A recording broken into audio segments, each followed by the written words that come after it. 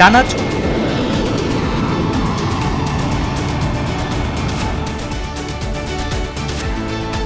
ইরানে প্রথমবারের মতো দূরপাল্লার প্রিসিশন স্ট্রাইক মিসাইল ছুড়ল যুক্তরাষ্ট্র। শত্রু দেশ স্থাপনায় হামলার পরিধি বাড়িয়েছে ইরানও। রাজধানীর বিভিন্ন পেট্রোল পাম্পে গাড়ির লম্বা সারি, আপাতত মজুদ পর্যাপ্ত। সম্ভাব্য সংকট মোকাবেলায় কমিটি গঠন সরকারের। মনে করতেছে যে দাম বাড়বে, যুদ্ধবিগ্রহ শুরু হয়েছে দেশের বাইরে। হরমুজ প্রণালী বন্ধ, তেল কবে আসে না আসে, সংকট হয়ে যাবে, দাম বেড়ে যাবে। মিনিমাম 2000 তাও নেয় না, বলে যে আরো বেশি লাগবে। বাসায় পুরনো গাড়ি থাকলে এগুলো নিয়ে আসে, কি যে একটা অবস্থা তৈরি করছে, বোঝা যায় তেল পাবে না। বাড়ল ঈদের ছুটি, অবকাশ ও যাতায়াতের জন্য মিলবে টানা 1 সপ্তাহ। খালেদা জিয়া সহ 15 ব্যক্তি ও 5 প্রতিষ্ঠান পাচ্ছে স্বাধীনতা পুরস্কার। 1 নম্বরে আছেন বেগম খালেদা জিয়া, মরণোত্তর, স্বাধীনতা, গণতন্ত্র ও নারী শিক্ষা সহ দেশ গঠনের সার্বিক অবদানের জন্য। সরকারের পরিকল্পনা ও পররাষ্ট্র নীতি নিয়ে পলকপুরের সাথে বিএনপির আলোচনা। সংসদে কার্যকর ভূমিকা পালনের কথা জানালো জামায়াত। কিছুদিন আগে সরকারের সাথে যে একটা চুক্তি হয়েছে এখানে করার জন্য, সেভাবে বলেছে, আমরা বলছি আমরা ডিটেলস এটাকে স্টাডি করবো, যেগুলো পজিটিভ আছে সেটার সাথে আমরা একমত। ভবিষ্যৎ যে সরকার, সেই সরকারের যে নীতিমালার বিষয় নিয়ে আমাদের সরকার।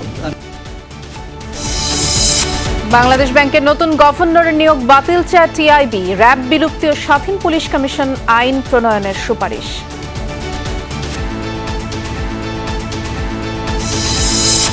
খুলনায় সাবেক শ্রমিক দল নেতা মাসুম বিল্লাহকে হত্যা করেছে ভাড়াটে খুনিরা। প্রাথমিক ধারণা পুলিশের পূর্ব শত্রুতার জেরে খুন।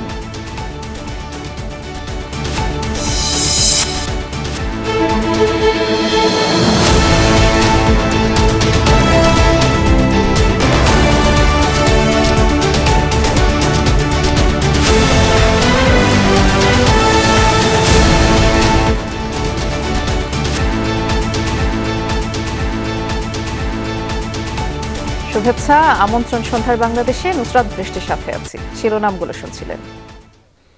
ষষ্ঠ দিনের মতো ইরানে অব্যাহত যুক্তরাষ্ট্র ও ইসরায়েলের যৌথ তাণ্ডব। বুধবারও দেশটির একের পর এক গুরুত্বপূর্ণ সামরিক স্থাপনা লক্ষ্য করে হামলা চালানো হয়। সবচেয়ে ক্ষতিগ্রস্ত রাজধানী তেহরান। প্রথমবার কোনো যুদ্ধে দূরপাল্লার প্রিসিশন স্ট্রাইক মিসাইল ব্যবহার করছে মার্কিন বাহিনী। ইরানের নিরাপত্তা বিভাগের বেশ কয়েকটি শাখার সদর দপ্তর গুঁড়িয়ে দেওয়ার দাবি করেছে ইসরায়েল। হামলা হচ্ছে বিভিন্ন বেসামরিক স্থাপনাতেও। যৌথ হামলায় ইরানে প্রাণহানি বেড়ে দাঁড়িয়েছে 1230 জনে। তেহরানের বাইরে ইরানের আরও অভ্যন্তরের বিভিন্ন স্থাপনা লক্ষ্য করে যুক্তরাষ্ট্রের দূরপাল্লার প্রিসিশন স্ট্রাইক মিসাইল হামলা। ওয়াশিংটনের দাবি, লকহিড মার্টিনের তৈরি এই ক্ষেপণাস্ত্রটি এবারই প্রথম কোনো যুদ্ধে ব্যবহার করা হচ্ছে।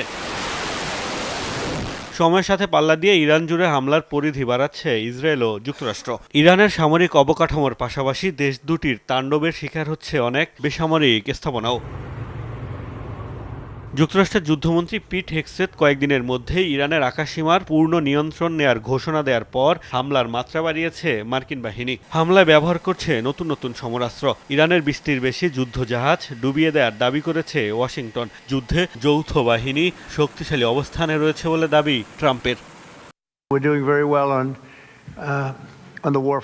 যুদ্ধের ফ্রন্টে খুব ভালো করছি আমরা। আমাকে যদি জিজ্ঞেস করা হয় 10-এর মধ্যে কত দেব, আমি বলবো 15। বিশ্বের সবচেয়ে শক্তিশালী সামরিক বাহিনী আছে আমাদের। 47 বছর ধরে তারা আমাদের মানুষকে ও সারা বিশ্বের মানুষকে হত্যা করছে, কিন্তু ইরানের বিরুদ্ধে আমরা খুব শক্ত অবস্থানে আছি এখন। বুধবার পশ্চিম আজারবাইজান প্রদেশে আবারও একটি গার্লস স্কুলে হামলা চালিয়েছে যৌথ বাহিনী। ইসরায়েলের সামরিক বাহিনী আইডিএফ এর দাবি, ইরানের নিরাপত্তা বিভাগের বেশ কয়েকটি শাখার সদর দফতর গুঁড়িয়ে দিয়েছে তারা। রেভলিউশনারি গার্ডস, বাসিস ফোর্স, কুদস ফোর্স ও পুলিশের বেশ কয়েকটি ইউনিটের কার্যালয় ধ্বংস করা হয়েছে। হামলার শিকার সাইবার কমান্ড সেন্টারও। কুর্দি অধ্যুষিত বানেহ এলাকায়ও সামরিক ঘাঁটিতে মিসাইল ছুড়েছে যৌথ বাহিনী। এছাড়া মঙ্গলবার এরিয়াল ফাইটে ইরানের একটি ইয়াক-130 যুদ্ধবিমান ধ্বংসের দাবি করেছে ইসরায়েল। দেশটির দাবি, তাদের F-35 ফাইটার জেট ব্যবহার করে যুদ্ধবিমান ভূপাতিতের ঘটনা এটি প্রথম। মোস্তফা মাহমুদ, যমুনা নিউজ। কূটনৈতিক আলোচনার নামে বিশ্বাসঘাতকতা করেছেন ডোনাল্ড ট্রাম্প। তাই শত্রুদের বিরুদ্ধে শেষ পর্যন্ত লড়াই অব্যাহত থাকবে বলে হুঁশিয়ারি দিয়েছেন ইরানের পররাষ্ট্রমন্ত্রী আব্বাস আরাকচি। বৃহস্পতিবার রাতে মিসাইল হামলার পরিধি আরও বাড়িয়েছে আইআরজিসি। ইসরায়েলের পাশাপাশি কুয়েত, কাতার, সৌদি ভূখণ্ডেও হামলা চালানো হয়। প্রাণহানির আশঙ্কায় কাতারে মার্কিন দূতাবাস এবং আশপাশের এলাকা থেকে বাসিন্দাদের সরিয়ে নেওয়া হচ্ছে।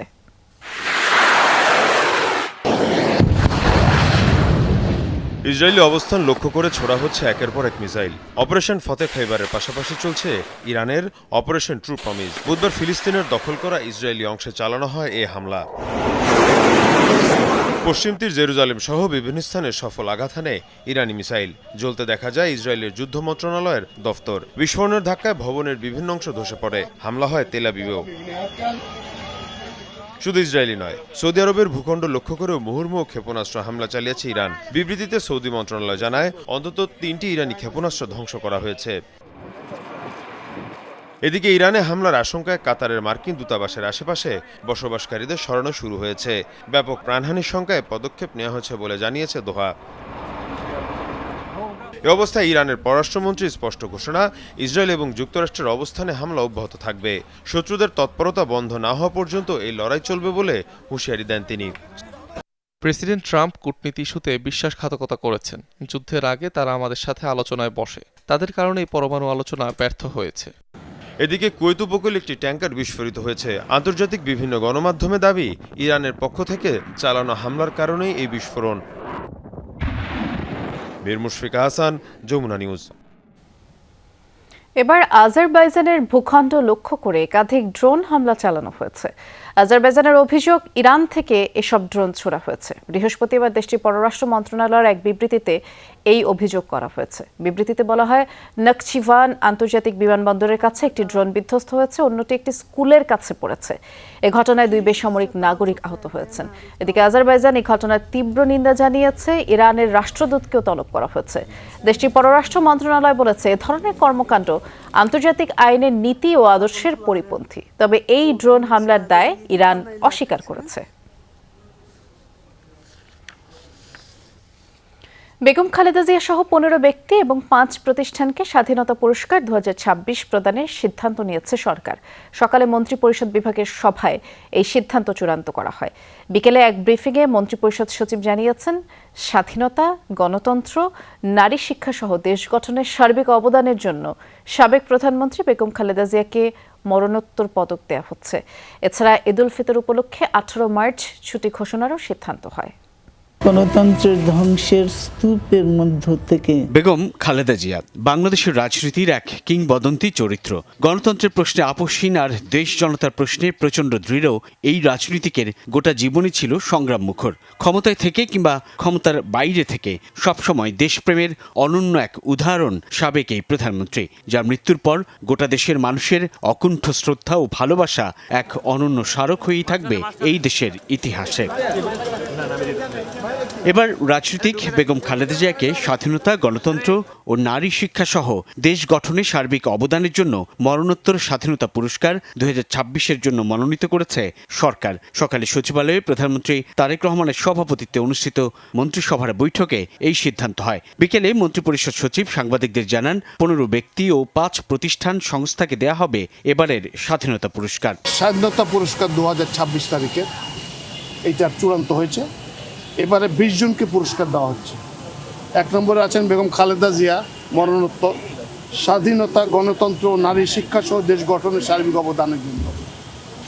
2 নম্বর হচ্ছে ফৌজদার ক্যাডেট কলেজ, মুক্তিযুদ্ধে সবচেয়ে বেশি সংখ্যক সদস্য দেওয়ার জন্য, যারা বীর উত্তম বিভিন্ন খেতাবে ভূষিত হয়েছেন। এছাড়া ঈদুল ফিতর উপলক্ষে 18 মার্চ ছুটি ঘোষণার সিদ্ধান্ত নিয়েছে সরকার। 18 মার্চ ছুটি থাকছে, ফলে আগামী 17 তারিখ থেকে 17, 18, 19, 20, 21, 22, 23 7 দিন, একটানা 7 দিন ছুটি থাকছে, যাতে সবাই একটু নির্বিঘ্নে বাড়ি যেতে পারেন। করিডোরে এনার্জি সেভিং বাল্ব লাগাতে বলেছেন। এসির ব্যাপারে বলেছেন যে যেখানে এসি আছে, অবৈধ এসি যদি থাকে সেগুলো বন্ধ করে দেবে, আর 25 ডিগ্রি নিচে কোনো এসি চলবে না। এর আগে সকালে সচিবালয়ে প্রধানমন্ত্রীর সভাপতিত্বে মন্ত্রিসভার বৈঠক অনুষ্ঠিত হয়। বৈঠক শেষে তথ্যমন্ত্রী জানান 12 মার্চে অনুষ্ঠিতব্য সংসদের প্রথম অধিবেশন ঘিরে মন্ত্রিসভার করণীয় নিয়ে বৈঠকে আলোচনা হয়েছে। এছাড়া ফ্যামিলি কার্ড, কৃষি কার্ড সহ বিএনপি সরকারের অগ্রাধিকারমূলক কর্মকাণ্ড যেন রাষ্ট্রপতির ভাষণে অন্তর্ভুক্ত হয়, এসব বিষয়েও আলোচনা হয়েছে মন্ত্রিপরিষদ সভায়। আগামী 12 তারিখে জাতীয় সংসদের প্রথম অধিবেশন বসতে যাচ্ছে এবং প্রথম অধিবেশনে সরকারি দল হিসাবে, সরকার হিসাবে আমাদের যে সমস্ত সংশ্লিষ্টতা আছে সেই সব বিষয়ে মন্ত্রিপরিষদ একটা প্রস্তুতি গ্রহণ করেছে। ফ্যামিলি কার্ড, কৃষক কার্ড, তারপরে কৃষি ঋণ, সরকারের এই সমস্ত পদক্ষেপগুলিকে রাষ্ট্রপতির ভাষণের মধ্যে দিয়ে যাতে প্রতিফলিত হয়, ইতিমধ্যেই যে প্রতিশ্রুতি এবং যেগুলি আমরা বাস্তবায়ন করার উদ্যোগ নিয়েছি, আমরা সে বিষয়ে আলাপ করি। পরে প্রধানমন্ত্রী আরও কয়েকটি গুরুত্বপূর্ণ বৈঠকে অংশ নেন। বৈদেশিক কর্মসংস্থান বৃদ্ধি ও প্রবাসী কল্যাণে গঠিত কমিটির সভায় বেশ কিছু সিদ্ধান্ত গৃহীত হয়। বিদেশে কর্মসংস্থানে দক্ষ জনশক্তি গড়তে দেশে ভাষা প্রশিক্ষণ কেন্দ্র খোলার পরামর্শ দিয়েছেন প্রধানমন্ত্রী। এছাড়া দেশের 3টি আন্তর্জাতিক বিমানবন্দরে ফ্রি ওয়াইফাই চালুরও নির্দেশ দিয়েছেন প্রধানমন্ত্রী তারেক রহমান। সাইফুদ্দিন রবিন, যমুনা নিউজ, ঢাকা। ঈদ সামনে রেখে বাড়তি ভাড়া আদায় করলে সংশ্লিষ্ট পরিবহনের রুট পারমিট বাতিল করা হবে বলে জানিয়েছেন সড়ক পরিবহন ও সেতুমন্ত্রী শেখ রবিউল আলম। ঈদযাত্রা নির্বিঘ্ন করতে দুপুরে সচিবালয়ে বিভিন্ন দপ্তরের কর্মকর্তাদের সাথে বৈঠক শেষে এক সংবাদ সম্মেলনে তিনি একথা জানান। ঘোষণা দেন, এবার অন্যান্য যে কোনো সময়ের চেয়ে ঈদযাত্রা নির্বিঘ্ন করা হবে। আবারও পরিবহন সেক্টরে অবৈধ চাঁদাবাজির বিষয়ে হুঁশিয়ারি দেন সড়ক পরিবহন মন্ত্রী।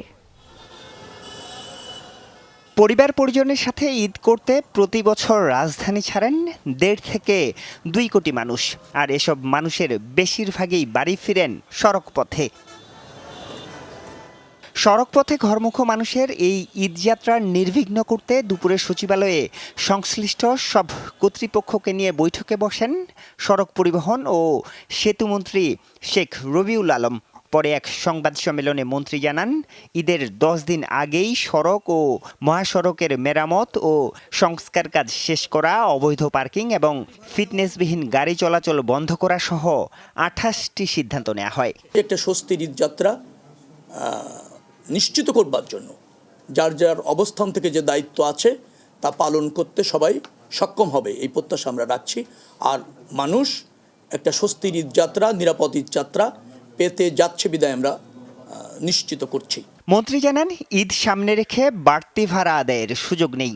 এমন অভিযোগের প্রমাণ পেলে বাতিল করা হবে রুট পারমিট। নির্দিষ্ট ভাড়া নির্ধারণ করে আছে, সেই নির্ধারিত ভাড়ার চেয়ে 1 টাকা বেশি নিলে আমাদেরকে জ্ঞাত করেন, তার দৃষ্টান্তমূলক শাস্তি হবে এবং তার নিয়ন্ত্রণ যে কোনো মূল্যে করা হবে। যদি কোনো ভাড়া নেয় তার রুট পারমিট ক্যান্সেল করা হবে, তার রুট পারমিট থাকবে না। এবং ওই ভাড়া নিতে গিয়ে যদি ফৌজদারি অপরাধ ঘটে থাকে তাকে শাস্তির আওতায় আসতে হবে। সংবাদ সম্মেলনে আবারও উঠে আসে চাঁদাবাজি প্রসঙ্গ। মন্ত্রী বলেন, অবৈধভাবে কেউ চাঁদা আদায় করলে কঠোর ব্যবস্থা নেওয়া হবে। আপনি চাঁদাবাজি বললে সেটা চাঁদাবাজি হবে। আপনি আমাকে নির্দিষ্ট করে বলেন, সমিতির অথবা শ্রমিক সংগঠনের বৈধতা নেই, রেজিস্ট্রেশন নেই, তারা সেখানে স্বেচ্ছাচারীভাবে কোনো জায়গা থেকে, মালিকদের কাছ থেকে, শ্রমিকদের কাছ থেকে বা পরিবহন সেক্টর থেকে চাঁদা নিচ্ছে, আপনি আমাকে জানান, তাৎক্ষণিক ব্যবস্থা করে তাদেরকে শাস্তির আওতায় আনা হবে, চিরতরে বন্ধ করা হবে। মন্ত্রী জানান, যানজট এড়াতে নিত্য প্রয়োজনীয় এবং পচনশীল পণ্য ছাড়া ঈদের আগে এবং পরে মোট 4 দিন মহাসড়কে ট্রাক, কাভার্ড ভ্যান, লরি চলাচল বন্ধ থাকবে। আরিফুর রহমান সবুজ, যমুনা নিউজ, ঢাকা। মধ্যপ্রাচ্যের যুদ্ধকে কেন্দ্র করে জ্বালানি তেলের সম্ভাব্য সংকটের শঙ্কায় রাজধানীর পেট্রোল পাম্পগুলোতে তেল নেয়ার চাপ বেড়েছে। তেল বিক্রেতারা বলছেন, স্বাভাবিক দিনের তুলনায় গতকাল থেকে মানুষ বেশি তেল নিচ্ছেন। আর সার্বিক পরিস্থিতি দেখভাল এবং সম্ভাব্য সংকট মোকাবেলায় অর্থমন্ত্রীকে প্রধান করে একটি উচ্চ পর্যায়ের কমিটিও গঠন করেছে সরকার। মধ্যপ্রাচ্যের সামরিক উত্তেজনা, বন্ধ পৃথিবীর গুরুত্বপূর্ণ তেল পরিবহনের মাধ্যম হরমুজ প্রণালী, যুদ্ধের প্রভাবে জ্বালানি তেলের সংকট বা দাম বৃদ্ধির শঙ্কায় ঢাকার জ্বালানি তেলের পাম্পগুলোতে হুমড়ি খেয়ে পড়ছে ক্রেতারা। আজ বৃহস্পতিবার পাম্পগুলোতে ব্যক্তিগত গাড়ি ও বাইকের দীর্ঘ সারি দেখা গেছে। কোনোটির দীর্ঘ সারি পাম্পের সীমানা ছাড়িয়ে সড়কেও চলে আসে।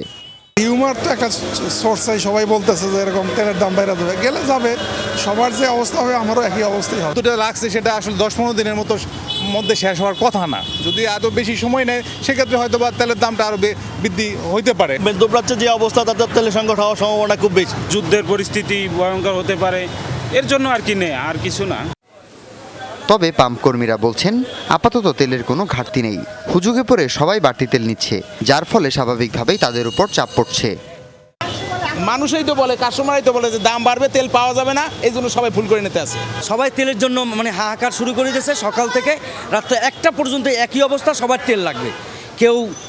কেউ খালি ক্যান, কেউ গাড়ি নিয়ে রাইখা আবার নিয়ে আসে, বাসায় পুরনো গাড়ি থাকলে এগুলো নিয়ে আসে। ডিপুর ভিতরে প্রচুর গাড়ি, লোড দেওয়ার পরে গাড়িও বাইর হইতে পারে না। আমাদের সাপ্লাই আমরা ঠিক মতোই পাচ্ছি এবং আগের দামে ঠিক মতোই সব কিছুই দিতেছি সাপ্লাই, কিন্তু মানে জনগণ হঠাৎ করে বাইরে গেছে তেল বেশি নেওয়ার জন্য আর কি। এই সংকট উত্তরণে অর্থমন্ত্রীকে প্রধান করে জ্বালানি সংকট মোকাবেলায় একটি কমিটি গঠন করা হয়েছে। এনার্জিটা এখন তো সারা বিশ্বেরই একটা সমস্যা। এই যুদ্ধটা যদি প্রলংড হয় তাহলে আমরা সমস্যায় পড়ে যাব। তো এটার জন্য আমাদের একটা মন্ত্রী পর্যায়ে একটা কমিটি করা হয়েছে, যাতে এই ক্রাইসিসটা কিভাবে মোকাবেলা করা যায়। অর্থমন্ত্রী মতামত করবে। বাংলাদেশের রাষ্ট্রীয় পর্যায়ে সর্বোচ্চ 1 মাসের তেল মজুদের ব্যবস্থা রয়েছে। এই অবস্থায় সবাইকে সাশ্রয়ী হওয়ার আহ্বান জানিয়েছেন সরকার। হাসিবুল করিম বিজয়, যমুনা নিউজ, ঢাকা। বাংলাদেশের সংসদীয় ব্যবস্থা কার্যকর দেখতে চায় যুক্তরাষ্ট্র। রাজনৈতিক দলগুলোর সাথে বৈঠকে এই আগ্রহের কথা জানিয়েছেন সফররত মার্কিন সহকারী পররাষ্ট্রমন্ত্রী পল কাপুর। সরকারের পরিকল্পনা তিনি জানতে চেয়েছেন। পাশাপাশি পররাষ্ট্রনীতি ও অর্থনৈতিক সম্পর্ক জোরদারে দুদেশ একযোগে কাজ করবে আলোচনায় এ প্রসঙ্গ উঠে এসেছে। সফরের শেষ দিন শহীদ রাষ্ট্রপতি জিয়াউর রহমান এবং সাবেক প্রধানমন্ত্রী খালেদা জিয়ার সমাধি সৌধে শ্রদ্ধা জানান তিনি। সফরের তৃতীয় দিনে রাজনৈতিক দলগুলোর সঙ্গে বৈঠক করেন মার্কিন সহকারী পররাষ্ট্রমন্ত্রী পল কাপুর। গুলশানে ঢাকায় নিযুক্ত মার্কিন রাষ্ট্রদূতের বাসভবনে অনুষ্ঠিত বৈঠকে সকাল 9টায় অংশ নেয় জামায়াত ইসলামীর 5 সদস্যের একটি প্রতিনিধি দল। নায়েবে আমির সৈয়দ আবদুল্লাহ মোহাম্মদ তাহির দেন এই দলের নেতৃত্ব। বৈঠক শেষে নায়েবে আমির জানান, বিরোধী দল হিসেবে সংসদে প্রাণবন্ত ও কার্যকর ভূমিকা রাখার বিষয়ে আলোচনা হয়েছে। তিনি বলেন, জনস্বার্থ রক্ষায় সংসদে সক্রিয় থাকবে জামায়াত। পাশাপাশি বাংলাদেশে বিনিয়োগের আহ্বান জানান তিনি। অন্তর্বর্তী সরকারের সময় যুক্তরাষ্ট্রের সঙ্গে হওয়া বিভিন্ন চুক্তি পর্যালোচনা করা হবে বলেও উল্লেখ করেন তাহের। কনস্ট্রাকটিভ কিন্তু খুব ভাইব্রেন্ট এবং স্ট্রং রোল আমরা প্লে করব। কিছুদিন আগে সরকারের সাথে যে একটা চুক্তি হয়েছে এখানে করার জন্য, সেভাবে বলেছে, আমরা বলছি আমরা ডিটেলস এটাকে স্টাডি করব, করে যদি যেগুলো পজিটিভ আছে সেটার সাথে আমরা একমত হবো, আর যদি কিছু নেগেটিভ থাকে তাহলে সেটা ব্যাপারে আমরা অবশ্যই অপোজ করব। সকাল 10টায় এনসিপির সঙ্গে বৈঠক হওয়ার কথা থাকলেও অনিবার্য কারণে তা স্থগিত হয়। পরে সকাল 11টার দিকে বিএনপির স্থায়ী কমিটির সদস্য আব্দুল মঈন খানের নেতৃত্বে 5 সদস্যের প্রতিনিধি দল পল কাপুরের সঙ্গে বৈঠক করে। ঢাকা ওয়াশিংটন সম্পর্ক, মানুষে মানুষে যোগাযোগ বৃদ্ধি, কূটনৈতিক সম্পর্ক জোরদার এবং অর্থনৈতিক সহযোগিতা বাড়ানোর বিষয় নিয়ে আলোচনা করেন তারা। মূলত দুটি দেশের জনগণের মধ্যে পারস্পরিক যে সম্পর্ক, সে সম্পর্কের বিষয়গুলো এবং ভবিষ্যৎ যে সরকার, সে সরকারের যে নীতিমালার বিষয়গুলো, এবং আপনারা জানেন যে আজকের বিশ্বে যে বিভিন্ন ধরনের যে ঘটনা প্রবাহ, সে সমস্ত কিছু সার্বিক বিষয় নিয়ে আমাদের সঙ্গে আলোচনা। পরে বাংলাদেশে নিযুক্ত বিভিন্ন দেশের মিশন প্রধানদের সঙ্গে মধ্যাহ্নভোজে অংশ নেন পল কাপুর। এ সময় সাম্প্রতিক পরিস্থিতি নিয়ে মতবিনিময় করেন তিনি। বেলা 1:30টার দিকে শহীদ প্রেসিডেন্ট জিয়াউর রহমান ও সাবেক প্রধানমন্ত্রী খালেদা জিয়ার সমাধিতে ফুল দিয়ে শ্রদ্ধা জানান পল কাপুর ও ঢাকায় নিযুক্ত মার্কিন রাষ্ট্রদূত ব্রেন্ট ক্রিস্টেনসেন। বিকেল 3:30টার দিকে প্রধানমন্ত্রীর কার্যালয়ে প্রধানমন্ত্রীর পররাষ্ট্র বিষয়ক উপদেষ্টা হুমায়ুন কবিরের সঙ্গে বৈঠক করেন মার্কিন সহকারী পররাষ্ট্রমন্ত্রী। এ সময় দ্বিপাক্ষিক, বাণিজ্যিক ও কূটনৈতিক সম্পর্ক জোরদারের বিষয়ে আলোচনা হয়। সন্ধ্যায় রাজধানীর একটি হোটেলে পররাষ্ট্রমন্ত্রীর সঙ্গে ইফতারে অংশ নেন পল কাপুর। এতে বিভিন্ন কূটনৈতিক ব্যক্তিবর্গরাও উপস্থিত ছিলেন। 3 দিনের সফর শেষে রাতেই ঢাকা ত্যাগ করবেন মার্কিন সহকারী পররাষ্ট্রমন্ত্রী। আহমেদ রেজা, যমুনা নিউজ, ঢাকা। প্রধানমন্ত্রীর পররাষ্ট্র বিষয়ক উপদেষ্টা হুমায়ুন কবিরের সাথে বৈঠক করেছেন বাংলাদেশে নিযুক্ত ভারতের হাইকমিশনার প্রণয় কুমার ভার্মা। সকালে রাজধানী তেজগাঁয়ে প্রধানমন্ত্রীর কার্যালয়ে এই বৈঠকটি অনুষ্ঠিত হয়। বৈঠকে বাংলাদেশ ও ভারতের মধ্যকার বন্ধুত্বপূর্ণ সম্পর্ক ও পারস্পরিক স্বার্থ সংশ্লিষ্ট বিভিন্ন বিষয় নিয়েও আলোচনা হয়। বিশেষভাবে দুই দেশের দ্বিপাক্ষিক সহযোগিতা আরও জোরদারের উপর গুরুত্বারোপ করেন তারা। এছাড়া আঞ্চলিক স্থিতিশীলতা, বাণিজ্য, যোগাযোগ ও উন্নয়ন সহযোগিতার মতো গুরুত্বপূর্ণ ইস্যু নিয়েও আলোচনা হয়। উভয় পক্ষই আগামীতে দুদেশের ঘনিষ্ঠ সম্পর্ককে আরও সম্প্রসারণ করার আশাবাদ ব্যক্ত করেন। বাংলাদেশ ব্যাংকের নতুন গভর্নরের নিয়োগ বাতিলের দাবি জানিয়েছে ট্রান্সপারেন্সি ইন্টারন্যাশনাল বাংলাদেশ টিআইবি। সংস্থাটির নির্বাহী পরিচালক ডক্টর ইফতেখারুজ্জামান বলেছেন, নতুন সরকার প্রধানের দুর্নীতি বিরোধী অঙ্গীকার এবং পদক্ষেপ আশার সঞ্চার করলেও কিছু কিছু মন্ত্রীদের বক্তব্য হতাশাও তৈরি করেছে। সংবাদ সম্মেলনে র্যাব বিলুপ্তি, স্বাধীন পুলিশ কমিশন, আইন প্রণয়ন, দুদক সংস্কার সহ নানা সুপারিশও তুলে ধরে এই সংস্থাটি। সকালে বিএনপি নেতৃত্বাধীন সরকারের সুশাসন ও দুর্নীতি বিরোধী প্রতিশ্রুতি বাস্তবায়নের লক্ষ্যে সুপারিশ শীর্ষক সংবাদ সম্মেলনের আয়োজন করে টিআইবি পক্ষ থেকে সরকারকে পরামর্শ দেয়া। এ সময় দেশ গঠনে দুর্নীতি প্রতিরোধ, আইনের শাসন, মানবাধিকার, ন্যায় বিচার প্রতিষ্ঠা, ব্যাংক খাতে সুশাসন সহ বেশ কিছু বিষয়ে সুপারিশ তুলে ধরা হয়। দাবি করা হয়, বাংলাদেশ ব্যাংকের নতুন গভর্নরের নিয়োগ আইন সিদ্ধ নয়। স্বার্থের দ্বন্দ্বের কারণে এই গভর্নরের অপসারণ জরুরি। যে যাকে গভর্নর নিয়োগ দেওয়া হচ্ছে, যে পক্ষে হোক না কেন, অত্যন্ত জোরালো স্বার্থের দ্বন্দ্ব এখানে বিরাজ করবে। বাংলাদেশ ব্যাংকের যে নজরদারি সংস্থা হিসাবে দায়িত্ব পালনের যে সুযোগ থাকার কথা, সেটি বাংলাদেশ ব্যাংক বঞ্চিত হবে।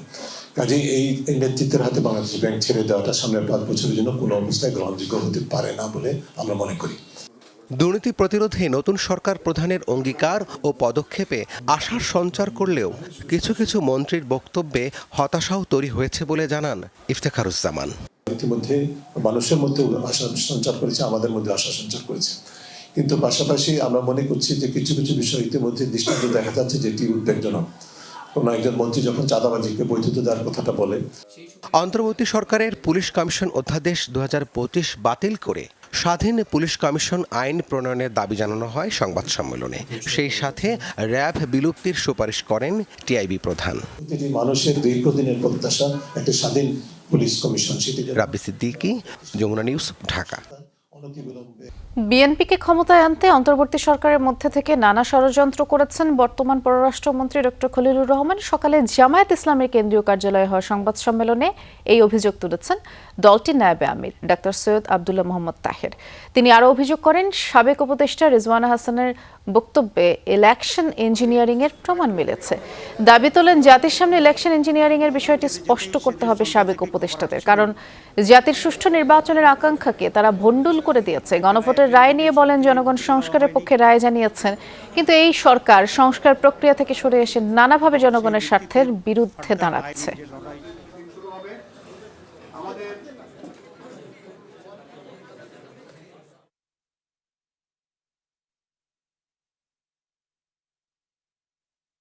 কী ধরনের কনস্পিরেসি রিজওয়ানা সহ অন্যরা তারা করেছেন যে জাতিকে একটি সুষ্ঠু নির্বাচন থেকে তারা বঞ্চিত করেছেন। খলিলুর রহমানকে আমি দাবি করব, সরকার যদি স্বচ্ছতার কিছুটা হলেও পরিচয় করতে চায়, তাকেও মন্ত্রিসভা বের করে দেওয়া উচিত এবং তাকেও জিজ্ঞাসাবাদ এনে ষড়যন্ত্র কী হয়েছে সেটাকে বের করা উচিত। আর রিজওয়ানা তো নিজেকেই বলছে আমি রাজসাক্ষী হয়েছে নিজেই। জুলাই গণ অভ্যুত্থানের প্রথম শহীদ রংপুর বেগম রোকেয়া বিশ্ববিদ্যালয়ের শিক্ষার্থী আবু সাইদ হত্যা মামলার রায় আগামী 9 এপ্রিল ধার্য করেছেন আন্তর্জাতিক অপরাধ ট্রাইব্যুনাল 2। প্রসিকিউশন বলছে, 25 জনের সাক্ষ্য গ্রহণের মধ্য দিয়ে মামলাটি প্রমাণে যথেষ্ট তথ্য প্রমাণ উপস্থাপন করেছেন তারা। আসামিদের সর্বোচ্চ শাস্তির দাবিও করেছেন তিনি। এ এক দৃশ্যই বদলে দিয়েছে পুরো দৃশ্যপট। ছাত্র জনতার গণ অভ্যুত্থানের মূল শক্তি, প্রেরণায় হয়ে উঠেছিলেন বেগম রোকেয়া বিশ্ববিদ্যালয়ের শিক্ষার্থী আবু সাইদ। ঘটনা 16 জুন 2024। পুলিশের গুলিতে মৃত্যু হয় আবু সাইদের। আবু সাইদ হত্যা মামলার তদন্তে উঠে আসে 5 বারের মতো ময়নাতদন্ত রিপোর্ট বদলানোর ঘটনা। মামলার আসামি রোকেয়া বিশ্ববিদ্যালয়ের সাবেক প্রক্টর শরীফুল ইসলাম, কনস্টেবল সুজন চন্দ্র রায় সহ 30 জন। গেল বছরের 30 জুন আনুষ্ঠানিক বিচার শুরু হওয়া এই মামলায় চলতি বছরের 27 জানুয়ারি রায়ের জন্য অপেক্ষমান রাখেন ট্রাইব্যুনাল। বিজ্ঞ আদালত এই মামলার রায় ঘোষণার দিন ধার্য করেছে আগামী এপ্রিল মাসের 9 তারিখ। সর্বমোট 25 জন সাক্ষী দিয়েছি। এক্সপার্ট আছে, কিছু প্রত্যক্ষদর্শী আছে, সাংবাদিক আছে, ডাক্তার আছে, পুলিশ সদস্য আছে। আসামি পক্ষের দাবি মামলা প্রমাণ করতে পারেনি প্রসিকিউশন। এই মামলা একদিকে যেমন গুলির কারণে তার মৃত্যু হয়েছে এইটা প্রমাণ হয় না, অন্যদিকে এই মামলাটি এই আদালতের বা এই ট্রাইব্যুনালের এখতিয়ারভুক্ত মামলায় আসে কিনা সেটা সন্দেহ তৈরি করে। এ মামলায় 6 জন আসামি গ্রেপ্তার থাকলেও পলাতক বেগম রোকেয়ার তৎকালীন ভিসি হাসিবুর রশিদ সহ 24 জন। রাজীব আহমেদ, যমুনা নিউজ, ঢাকা। খুলনা শহরের সবচেয়ে জনাকীর্ণ এলাকা ডাকবাংলা, যা শহরের প্রধান কেনাকাটার বাণিজ্যিক এলাকা হিসেবে পরিচিত। সেখানে স্ত্রী মেয়েকে নিয়ে ঈদের কেনাকাটা করতে গিয়েছিলেন রূপসা বাগেরহাট পরিবহন শ্রমিক ইউনিয়নের সাবেক সভাপতি মাসুম বিল্লাহ। সেখানে এক দোকানের মধ্যে তাকে গুলি করে কুপিয়ে হত্যা করে সন্ত্রাসীরা। মাত্র 45 সেকেন্ডের মধ্যেই এই হত্যা মিশন সম্পন্ন করা হয়, যাতে 7-8 জন অংশ নেয়।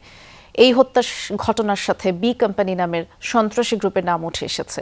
পূর্বশত্রুতা ও আধিপত্যকে কেন্দ্র করে হত্যার ঘটনা ঘটেছে বলে পুলিশ ধারণা করছে।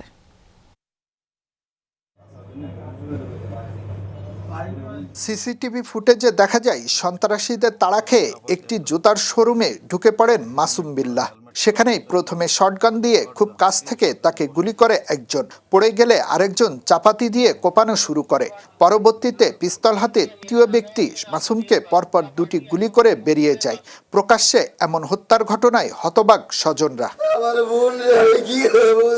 এরই মধ্যে ময়না তদন্ত শেষে মরদেহ পরিবারের কাছে হস্তান্তর করা হয়েছে। বাসায় আসার পথেই মানে অটোতে উঠবে এই মুহূর্তেই এই দুর্ঘটনাটা ঘটে।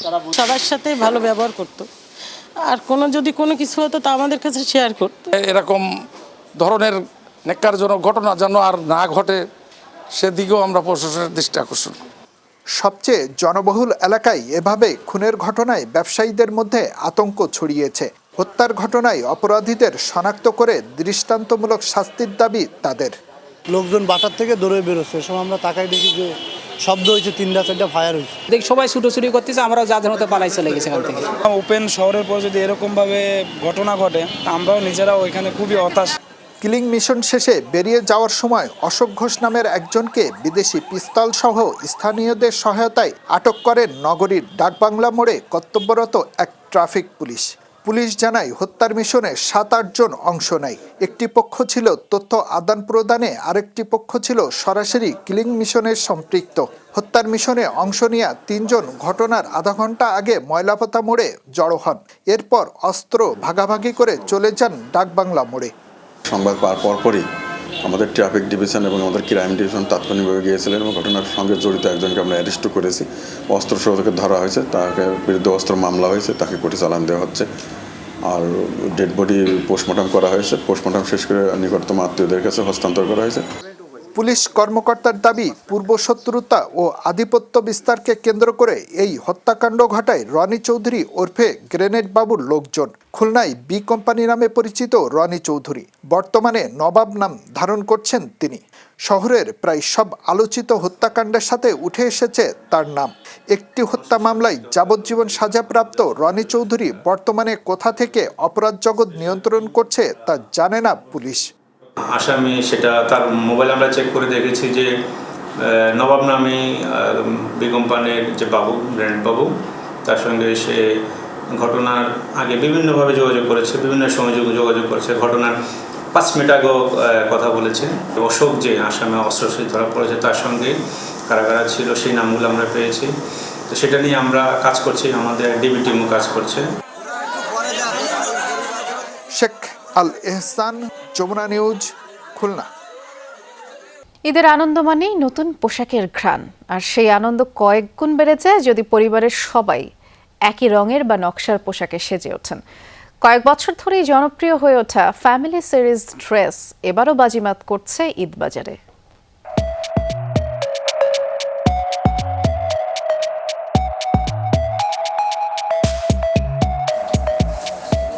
বাবা আর ছেলের পরনে কারুকাজের পাঞ্জাবি, আর মা ও মেয়ের জন্য একই থিমের শাড়ি বা সালোয়ার কামিজ। পরিবারের এই একাত্মতা ফুটিয়ে তুলতেই ঈদের বাজারে এখন তুঙ্গে ফ্যামিলি সিরিজের চাহিদা। দেশীয় ব্র্যান্ডগুলো এবার নিয়ে এসেছে বৈচিত্র্যময় সব কালেকশন। শুধু সুতি নয়, সিল্ক, লিনেন কিংবা মসলিনের উপর করা হয়েছে আধুনিক সব কাজ। ঈদ গরমের সময় হওয়ায় কাপড় নির্বাচনেও প্রাধান্য দেওয়া হয়েছে আরামকে।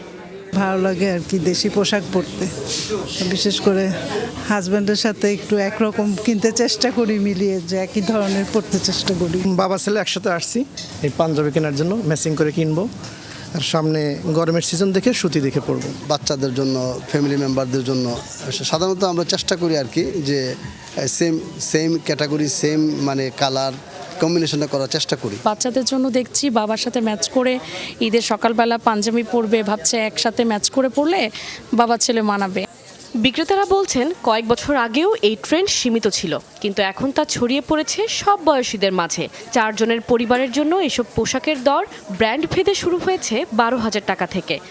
ফ্যামিলি সিরিজের অনেক রকমের ডিজাইন আছে এবং বাচ্চাদের চাহিদাটার জন্য সবাই একসাথে এটা মিলেমিশে পড়তে অনেক পছন্দ করে। মানে ঈদের আমেজটাকে আরও ভালোভাবে করার জন্য, ফ্যামিলি সিরিজটাকে পড়ার জন্য ওনারা আগ্রহী থাকে। আমাদের অন্দরসের এটা হচ্ছে সবচেয়ে প্রথম চাহিদা হচ্ছে ফ্যামিলি সিরিজ, আর এটাকেই ঘিরে আমাদের ঈদের আনন্দটা। বাবা ছেলে মা মেয়ে পুরো ফ্যামিলি কম্বো যেটা আর কি, সেটা প্রতিবারের নেয় এবারও এসেছে এবং এগুলো খুব রিজনেবল প্রাইজের মধ্যে ক্রেতার চাহিদা অনুযায়ী পাচ্ছেন আর কি। পোশাক কেবল আবরণের নাম নয়, বরং তা সম্পর্কের গভীরতাকেও ফুটিয়ে তোলে। আর এই ম্যাচিং ড্রেসের মাধ্যমে ঈদের আনন্দকে ভাগ করে নেওয়ার এই সংস্কৃতি ফ্যাশন জগতে এক নতুন মাত্রা যোগ করেছে। কাশপিয়া রুহি, যমুনা নিউজ, ঢাকা। সরকারি হাসপাতালে ডিউটির সময় কোনো চিকিৎসক প্রাইভেট চেম্বার করলে তার লাইসেন্স স্থগিত করার পাশাপাশি শাস্তিমূলক ব্যবস্থা নেওয়া হবে বলে হুঁশিয়ারি দিয়েছেন স্বাস্থ্যমন্ত্রী সরদার মোহাম্মদ সাখাওয়াত হোসেন। মন্ত্রী বলেছেন, কর্মস্থলে চিকিৎসকদের উপস্থিতি নিশ্চিতে সারা দেশে গোয়েন্দা কার্যক্রম চালানো হবে, আর স্বাস্থ্যসেবার মান উন্নয়নে বিভিন্ন পদে 1 লাখ জনবল নিয়োগ দেওয়া হবে।